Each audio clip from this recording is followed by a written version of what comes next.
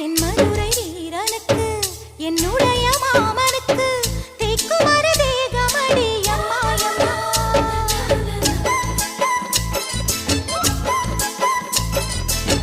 மாமன் பெற்ற பெண்ணுனக்கு மையெழுதும் கண் எதுக்கு என்னை வந்து கொல்லுதடி அம்மாயம்மா. ஆத்திலே